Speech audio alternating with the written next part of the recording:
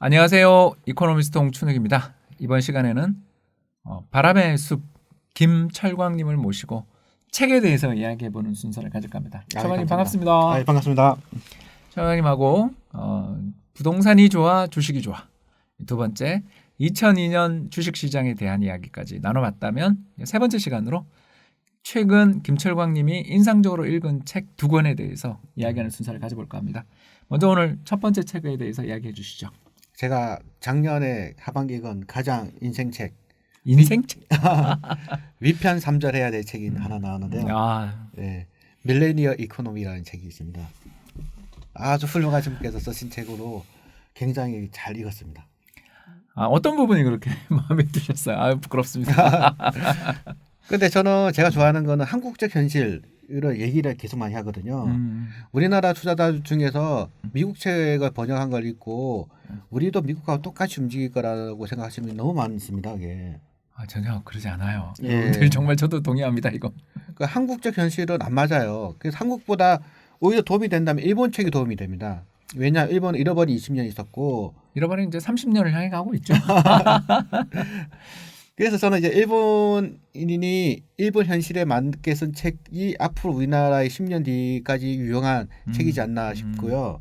그 다음으로 좋은 책은 이렇게 우리나라의 전문가나 검증이 되신 분이 쓴 한국 책이 가장 좋은데 한국 책의 또 단점은 너무나 좀 사자들이 책을 많이 쓴다는 겁니다.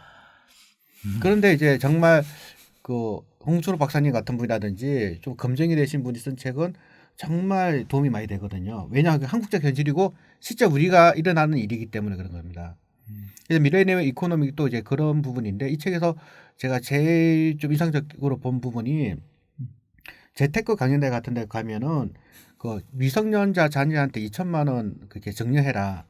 성년 자녀한테 5천만 원 정리하면 정유세 안 나가니까 정려해라고 강의하는 데가 굉장히 많이 있고 뭐 많이 하죠. 또 예. 그렇게 많이 하세요. 예. 그리고 또 꼭 정려가 필요 없는데도 정려를 하시는 분들이 많이 있어요. 그런데 이 책에 보면은 이제 이 책에 그 박 기자님인가 그분하고 토론하시면서 그 정려가 불필요하신 분이 왜 정려한지가 사실 문제가 있다라고 이제 토론한 부분이 있는데 저는 너무 공감이 갔습니다. 이게. 네, 사실 우리나라 대부분의 분들은 증여 그런 거 신경 안 쓰셔도 돼요. 그렇죠. 왜냐면 10억까지 돌아가시면 상속세 안 내거든요. 그게. 게다가 또 이제 우리 남자잖아요. 예. 우리가 사실 먼저 가잖아요. 처녀가 아내가 다 알아서 잘 할 텐데 예. 뭘 그걸 그렇게 그래서 답답하죠, 그죠? 그 답답하죠. 이게. 이 책을 보다 보면은 그 밀레니얼 세대의 현실과 그러니까 지금 제가 제일 답답한 게 미국에서 공부 오래 하셨고 미국에서 매니저 하셨던 분이 와가지고 우리 현실과 맞지 않는 얘기 너무 많이 하는 겁니다. 그런데 이 밀레니얼 이코노미 같은 경우는 정말 데이터를 가지고 우리의 현실이 어떠한지를 정말 까발리고 있거든요. 그러면은 그걸 바탕으로 해서 우리는 어떻게 투자해야 될지에 대한 인사이트도 얻을 수 있고 방금 말한 것처럼 정려가 사실 필요 없는데도 많은 이제 재테크 강연에서는 정려를 해라고 얘기하는데 저도 그런 강의는 몇 번 들었어요. 근데 사실 의미가 없는 것들이기 때문에 예, 우리의 팩트에 기반한 투자를 했으면 좋겠다라는 책으로 저는 밀레니얼 이코노믹 같은 책은 한 3회 이상은 예. 이것은 좋은 책이다라고 생각합니다. 저도 이거 밀레니얼 이코노미를 사실 박종훈 기자님하고 같이 이렇게 책을 만들었잖아요. 만드는 과정에서 저도 진짜 많이 배웠어요. 예. 사실은 이제 매크로 전 이코노미스트라서 이 매크로 이코노미스트들의 특징이 뭐냐면 아무래도 통계를 되게 많이 보니까 통계 속에 좀 이렇게 나타나지 않은 세대들, 나타나지 않는 분들에 대해서는 저희가 좀 잊어버린 경우들이 되게 많은데 예. 이 책 쓰면서 또 박종훈 기자님한테 그 좋은 취재를 되게 많이 하셨더라고요. 그 덕에 좀 더 현실감을 느끼지 않았나 이렇게 생각되고요. 혹시 가능하시다면 이 책 읽다가 가장 인상적인 문구나 뭐 이런 게 있으시면 좀 이야기 지금 해주실 수 있을까요? 예, 제가 이 책 읽었는데요. 그거 제가 이렇게 많이 붙였습니다. 영광입니다. 예, 이 책 287페이지를 보면은 이제 박종훈 기자님이 이제 하셨던 말인데 앞서 말씀 내용과 똑같은 부분이 있습니다. 언론에서는 그동안 상속세율이 최대 50%이고 할증률이 65%까지 오른다는 보도가 있었는데, 네, 그 대주주들, 예, 우리하고는 관계 없는 겁니다. 그게. 그러니까 제가 말하는 거는 99%는 관계 없는 얘기예요. 그리고 통상 10억까지는 상속세를 거의 안 내거든요. 그리고 30억 이상이 돼도 상속세율이 높지가 않는데 이 부분에 대해서 이제 그 박종훈 기자님이니까 홍 박사님께서 동일하게 이제 그럴 필요가 없는 거를 그러니까 우리는 잘못된 상식을 재테크라고 착각을 한다는 겁니다. 왜 그럴까 몰라요. 우린 늘 그 신문이나 방송이나 이런 데서 좀 이렇게 극단적인 경우를 너무 많이 좀 보도하는 게 문제다. 저는 이게 아무래도 사람들의 시선을 확 잡아 끌겠지만 사실 우리랑 아무 상관없는 이야기들이 너무 많아요. 그렇죠. 그래서 제가 이 부분을 보면서 제가 또 말씀을 또 하고 싶었던 부분이 그 고객이 어떤 고객인지에 따라서 하는 얘기가 틀릴 수밖에 없거든요. 저도 그렇게 생각합니다. 예. 진짜 그 강남 PB들이 뭐 30억, 50억 이상의 근 자산가를 대상으로 강의할 때 필요한 논리가 있고 지금 이 책에서 말하고 있는 많은 밀레니얼 세대, 평범한 밀레니얼 세대들한테 필요한 논리가 있는데 그거를 잘못 이해하면 큰일 난다는 거죠. 맞습니다. 그래서 뭐 부채 같은 것도 마찬가지인데 부채 동원하면 큰일 난다고 얘기하는데 큰일 날 부채면은 여러분이 못 빌려요 이거. 여러분들 지금 이 유튜브 보고 있는 대부분의 분들께서 큰일 날 만큼의 큰 그 부채를 빌려준 사람이 없어요 이게. 여러분한테 10억 빌려줄 것 같아 누가? 안 빌려줘요 그거 누가 빌려줘요 그거 담보 없이. 예, 부모님들이나.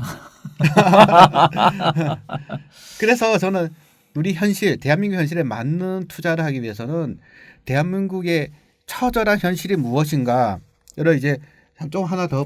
그럼요. 아, 영광입니다. 기왕이면 제가 쓴 부분 해주셔도 좋고요. 예. 이 책 160페이지에 보면은 가구별 순자산 보유액이 나와 있는데요. 좋은 통계죠. 30세 미만의 그 2018년 기준입니다. 평균 자산이 7,500만 원 정도밖에 안 됩니다. 그밖에 안 됩니다.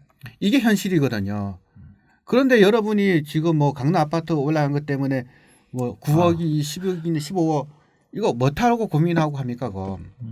그래서 저는 현실적인 투자를 하자는 겁니다. 현실적으로 우리한테 맞는 대한민국의 평범한 30대와 40대들이 투자할 수 있는 투자는 어떤 방식인가.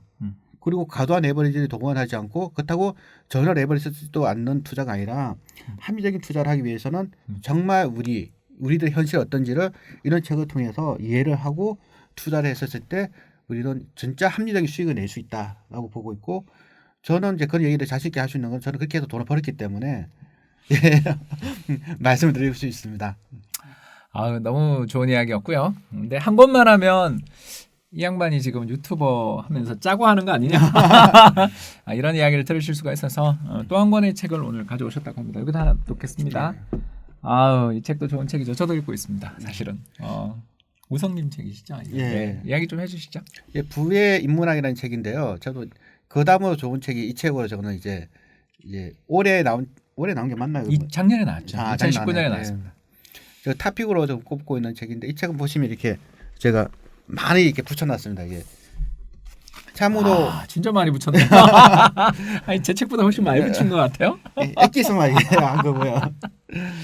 이제 부의 인문학이라는 이 책도 우석이라는 분께 쓰신 책인데 정말 가슴에 와닿는 부분이 너무나 많았습니다. 네, 저도 앞부분까지 지금 읽고 있는데 이 책 가져오실 줄은 저는 몰랐습니다. 몰랐는데 진짜 재밌더라고요. 글을 잘 쓰세요 일단. 글을 잘 쓰고 어려운 거 쉽게 잘 표현을 하더라고요. 그게 진짜 잘하는 거예요. 제 최대 문제가 이거예요. 막 공부를 해서 제가 책을 쓰잖아요. 그러다 보니까 제가 소화가 조금 덜 된 부분이 있어서 그런지 어렵게 느껴지는 부분이 있는데 비해서 우성님이 쓴 이 책은 정말 귀에 그냥 술술술 이거 오디오북으로 만들면 더 잘 팔릴 것 같아요. 이 책 좀 추천하는 이유 뭐 이런 것들 또는 인상적인 대목 편하게 이야기해 주세요. 이 책에서 이제 좀 가슴에 와닿았던 부분은 이제 애들 교육비 부분입니다. 이게 또 가슴을 치죠. 네, 애들한테 가회비 쓰는 게 이 책에서는 합리적이라고 얘기를 하고 있는데요. 무서운 이야기예요. 예. 근데 저도 매우 이제 공감하는 이유가 제가 이제 생각하는 거는 투자라는 거는 시드머니가 있어야 되고 그 시드머니를 한 푼 한 푼 아껴서 모을 수도 있지만 지금 같은 저금 시대는 대출하면 되거든요. 근데 그 대출하기 위해서는 직장이 있어야 되는 거고 좋은 직장과 좋지 못한 직장 간의 임금 차이는 흉악하게 크다는 거는 밀레니얼 이코노미에서도 나타나고 있고 이 부의 인문학에서 얘기하고 있습니다. 그러면 대기업이랑 중소기업 임금 상승률 차이가 점점 벌어지는 겁니다. 그렇죠. 그러면 현실적으로 정말 냉정하게 말해서 좋은 직장을 가야 됩니다. 근데 좋은 직장을 가기 위해서는 애들이 좋은 대학을 가야 돼요. 좋은 대학 가기 위해서는 투자를 많이 해야 되는데 이 책에서는 그걸 까발리고 있는 겁니다. 무서워요. 이 책은 좀 참 잘 쓰시는데 예. 또 명저에 있는 문구를 되게 잘 인용하시는데 그걸로 팩트 폭력을 막 하시는 것 같아요. 뼈를 때리는 얘기를 예. 너무 많이 하고 있어서 음. 그 어떻게 제가 보면 이는 책은 좀 적일 만들기 쉬운 책 같아요. 요성님 책이 브라운스톤님 책이 뭐랄까 이렇게 나의 비밀을 좀 일러줄게라는 식으로 이야기를 하셔서 예. 반발도 사실은 좀 만날 수 있어요. 만날 수 있는데 읽어볼 만한 그러니까 이게 논쟁적인 주제고 방송에서는 정말 못할 이야기 같아요. 예. 유튜버니까 하시면. 예, 근데 이걸 음. 정말 책에서 조곤조곤 그 근거를 또 대세요. 예. 아, 참. 그래서 읽으면서 좀 마음이 불편하기도 한 책인데 맞습니다. 좋은 책이라는 것은 또 부인할 수 없는 것 같아요. 한번 또 인상적인 대목 이야기해 주시죠. 예. 저도 몇 가지 이제 좀 갖고 오면은 이 책 47페이지에 보면은 이제 거저 주야 장처 열심히 일을 하면 어떻게 되겠니? 남보다 빨리 망하는 거지. 그럼 어떻게 해야 해? 생각을 해야지. 생각을 할 줄 알아야 성공하지. 그러니까 한마디 한마디가 뼈를 때리는 얘기를 많이 하고 있는데요. 생각하면서 많이 투자를 해야 읽어주셔도 된다. 돼요. 네. 예. 그리고 저도 읽어야 되니까. 앞부분이 너무 좋은 부분이 네, 많아가지고. 앞부분이 좋아서. 예. 근데 이제 마음이 조금 아프기도 하고 그래요. 사실 이게 본능적인 생각하고 좀 배치되는 이야기를 좀 하시잖아요. 그러니까 우리는 규범과 그렇죠. 예, 당위. 현실을 네, 맞습니다.